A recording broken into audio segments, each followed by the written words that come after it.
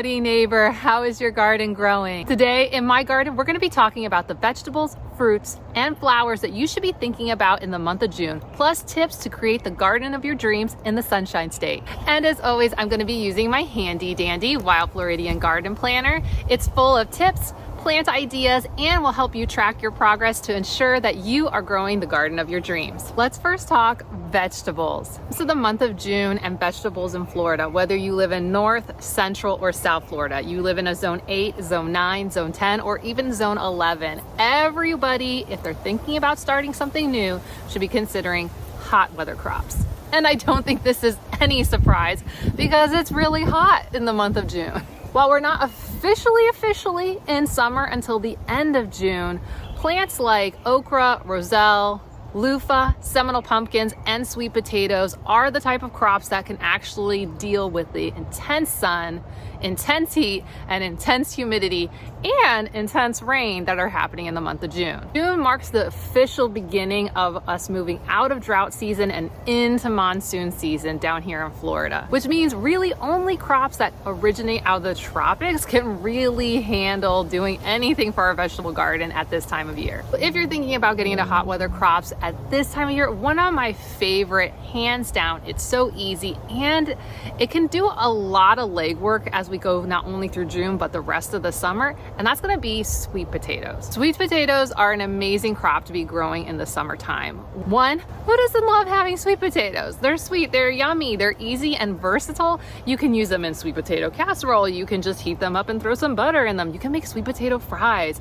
You have lots of options, and what's amazing about this crop is that not only do you got amazing tubers that are so yummy and full of vitamin A, which is great for your eyes, it also has edible leaves. A lot of people grow sweet potatoes don't take advantage of the fact that the leaves are also edible and they can be used as a spinach substitute. Now, when I talk about them being a spinach substitute, using them in place of fresh spinach may not be quite the same. Versus your typical spinach, these are going to be much more hardy. That's how they survive the summer. But that also means they're more fibrous. So if you were going to use them in a salad, you might be finding yourself chewing and chewing and chewing, which might not be very desirable. But if you use fresh spinach leaves in things like smoothies, you can swap them out with things like sweet potato leaves. Or if you're using spinaches in stir fries or in stews, these are a great alternative.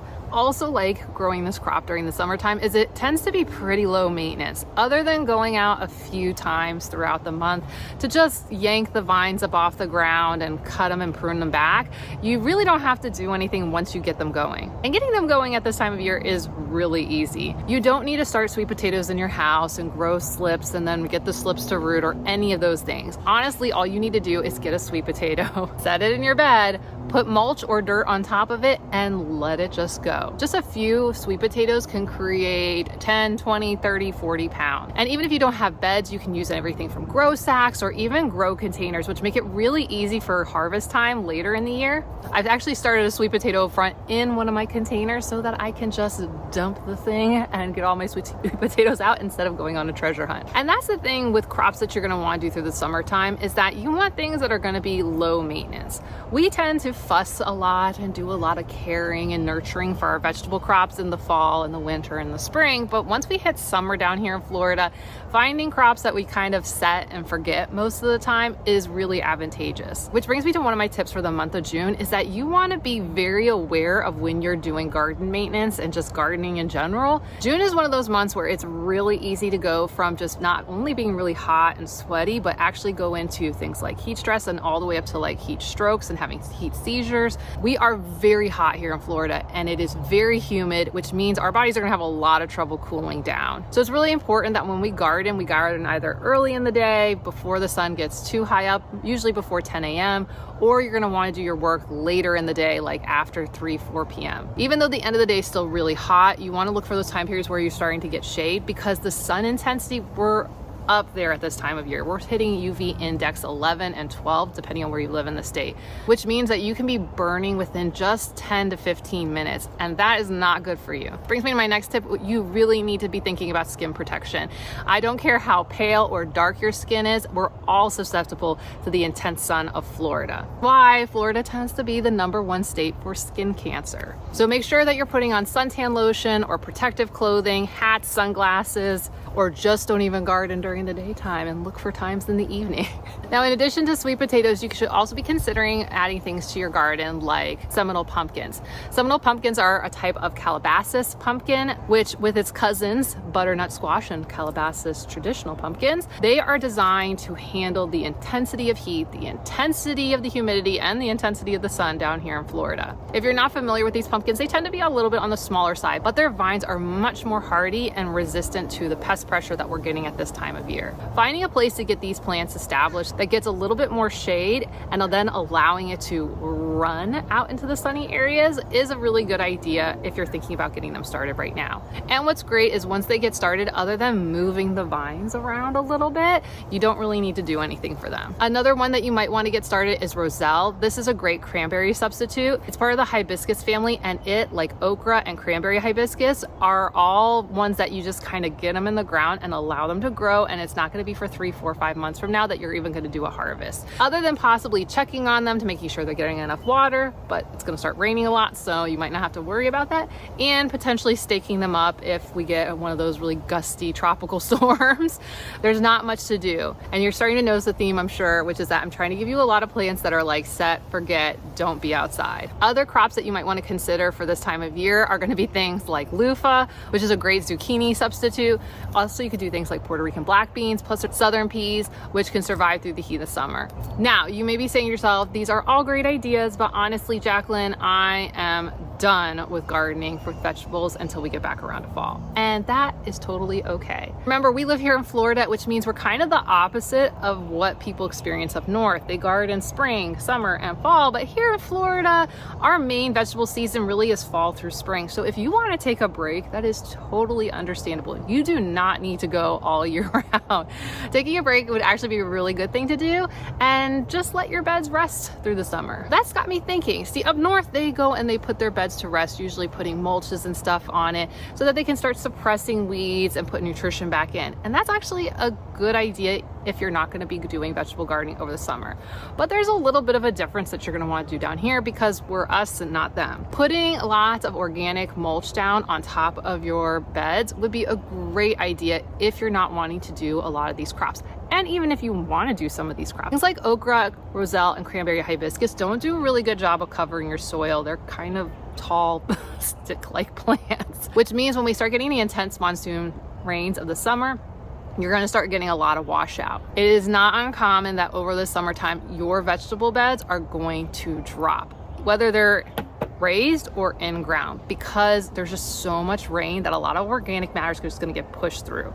So putting down some fresh mulch, so that, think grass clippings, would be a really good idea. Now, if you don't have a lot of grass clippings to be able to put on top of them, other things you should think about for some fresh mulch is maybe even doing a living mulch. This could be things like using bean plants, like southern peas or Thai soldier beans, so that you can just kind of cover the beds with something.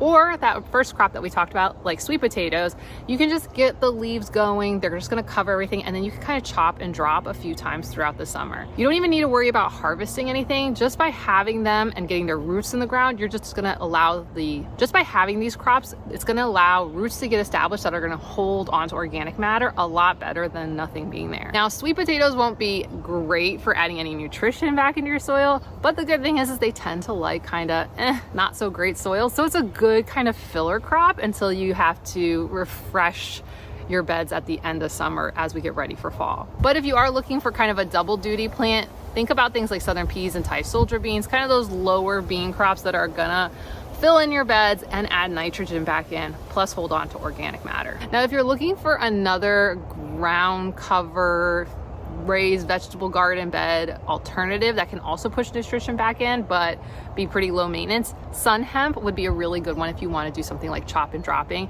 just to help keep weeds out, hold organic matter in, and refresh your beds in preparation for our fall vegetable planting. Now, you may be thinking our vegetable list has gotten really short since the beginning of the year, and that is totally true. There are tropical alternatives that you could be doing, things like Malabar spinach, and there's a whole other list of items that we could be doing.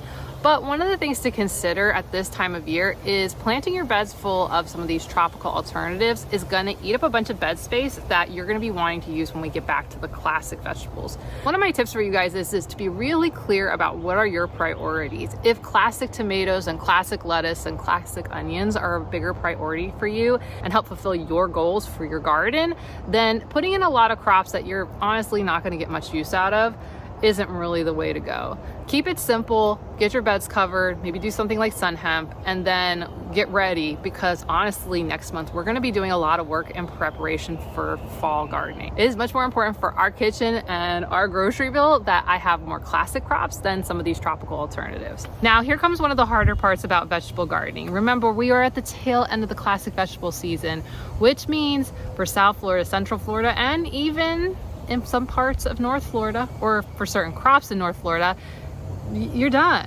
which means you need to start cleaning up everything from your trellises to your beds and get the old crops out. I know many of you really appreciated last year when I showed you that in the month of June, I was cutting out all my tomatoes. Yes, they might produce a tomato or two, but in general, it was time to clear them out. There's a couple reasons for this. One, I can clear the way for other summer crops. Two, I can help minimize pest pressure in the garden for the crops that are continuing to go.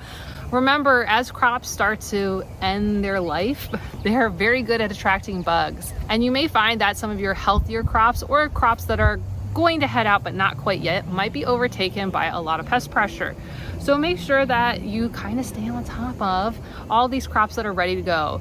You're probably going to be seeing already at this point tomatoes heading out. All of your brassicas are probably long gone by that point. That's your cabbages, broccoli, cauliflowers, Brussels sprouts. You may still have things like kale, especially like dino kale. My dino kale is still going really strong at this time of year. Other than keeping them for collecting seeds, in general, you just need to kind of get them out of the area so that you don't have too much going on. And I'm talking about aphid pressure, I'm talking about caterpillar pressure, because they will jump onto some of your other crops. But this is very advantageous because this is a great time to chop and drop them so that, you know, we're fresh. They took a lot of nutrition out, help put some of it back in. Now let's talk herbs for the month of June. In general, all your classic herbs, you're done. You're done with them. They may be growing still, like I still have basil, but in general, we're not starting anything new right now, unless you're gonna get into tropical herbs like Cuban oregano. How do I put this? But really, most of the tropical herbs, they're gonna fall under the next section, which is, let's talk fruit. Now, when it comes to fruit, June is your month. June is the time of year, whether you wanna establish bananas, papayas, mulberries, ginger, turmeric, mango trees, guava, things like bananas, they're tropical and they really like our monsoon season. Because remember, Florida is technically not tropical, we're subtropical. And that's why we get cold winters. And places where bananas come from, well, they don't get that cold. But they can, especially in Central and South Florida, survive and thrive. For those who've been waiting on their bananas to do something after the winter, you're probably finding that in the month of June, they are getting really big, very happy, and are probably dropping fruit at this time of year. So take advantage of the month of June for getting any new tropical fruiting plants and establishing them. Remember, when it comes to fruiting trees, or really any tree, you're gonna have to water them regularly in order to get their roots established. And you're gonna end up doing that for like a month or two. But here's the great thing. Once we hit monsoon season, you don't need to really worry about it. You just let the daily rains just take care of it for you. Now, the list for what you can grow here in Florida is long, especially if you live in zone 10 and 11. But if you're wanting to get started, I highly recommend getting started with a plant like banana. Bananas are a great one to start with because most of you eat bananas. And who doesn't want to have a banana plant? And once you get a plant established, especially ones like these Grand Maine, a single plant can end up putting out 1, 2, 3 bunches of bananas in a single year, which can put you anywhere from 60 to 120 pounds of bananas. And that's a lot of bananas. And if you want to learn way more about bananas, I will link this video in our June garden guide playlist that I'll put at the end of this video. If you're looking for other tropical plants, you might want to consider this guy right here, which is a papaya. Papayas are really, really easy to grow here in Florida. Actually, there is a native type of papaya for the state of Florida that grows really, really easy, though it's not the ones you're gonna usually be able to find at the store. If you're not familiar with papaya, before you go and put a whole plant in, I would go ahead and make sure that you go and try one at the store. But if you like it, they're really easy to propagate. They can be used either green or fully ripe. When they're green, they're basically more like a melon. They don't have much flavor, they're just slightly sweet. Once they get ripe, well, they're sweet and they have a very particular taste. which if you've never had papaya before, might take a little bit for you to get used to. What's great about papayas is similar to bananas, they're actually really fast at producing a harvest. So you can plant it this summer, and by next summer, you're gonna start getting 5, 10, 20, 40, 50 pounds of papayas in a year. Now let's talk flowers. When it comes to Florida, I mean, after all, we are the land of flowers. You should be considering adding flowers to your garden. And in the month of June, lots of stuff is in bloom, whether they're Florida friendly or Florida native. When it comes to our great blooming trees, the #1 tropical tree that is blooming at this time of year is going to be poincianas. Native to Madagascar, their huge umbrella canopies are filled with gorgeous tropical red flowers. This is a great addition to your yard if you have a lot of space. You'll also find a cousin of it, which is the yellow poinciana. Now, if you don't have space for things like a royal poinciana and you want to get a lot of color in your yard, you should be considering Cassia fistula, also known as the golden shower tree. This is also known as the crown of Thailand. Imagine like a bunch of grapes, except it's just a gorgeous cluster of yellow flowers. Now, a few of you are probably saying, wait a minute, golden shower, I think that's invasive. What you're actually thinking of is the golden rain tree, and yes, indeed, that is invasive. But if you're looking for a tree that's really compact and can add shade to cover your house when it's really, really hot out like right now, consider getting a Cassia fistula, aka the golden shower tree. Now, if you're looking for some other Florida-friendly plants to add to your garden, you should be considering things like ixora, hibiscus. For my friends up north, you should be considering things like oak leaf hydrangea. Oh yeah, and of course, desert rose is in bloom at this time of the year. And if you're looking for a classic native that flowers the majority of the year, consider firebush. I'll add this video to our playlist at the end. Now, when it comes to our native blooms, there are a whole bunch that are in bloom at this time of year because this is high bloom season. Things like our native purple coneflower, starry rosinweed, black-eyed Susans, narrow leaf yellowtop, sweet scent, aquatic milkweed, white tops, coral honeysuckle, and dune sunflower. You'll find those plus about 50 other native wildflower ideas in the Wild Floridian Garden Planner. But before we move on from flowers, it's kind of adjacent and it has really to do with, it's just not fun to be outside in June. And one of the reasons a lot of people will still be outside is their lawns. Which brings me to a tip that you might want to consider. I don't know if you want to do it now, but you should really consider to make summers more bearable, which is putting in a lawn alternative. You have options like sunshine mimosa and frog fruit. These lawn alternatives only need less maintenance, but they also need a lot less water and additives like fertilizers. If you want to learn more about lawn alternatives, you can check out this video, which will be in our playlist, which will give you about 5 different lawn alternatives for you to consider. Plus, I can show you this other project where I go a little bit more in depth in the project that I've been doing to convert my yard to a frog fruit / sunshine mimosa lawn. So if you want to learn not only about lawn alternatives, but bananas, papayas, Seminole pumpkins, other spring blooms that you should be adding to your garden, go ahead and check out this June Garden Guide playlist, which will have a lot of resources to help you make it through the month of June and give you inspiration. And if you want to pick up your Wild Floridian Garden Planner, just go ahead and click on this link right here. Okay, I'll see you soon. Bye.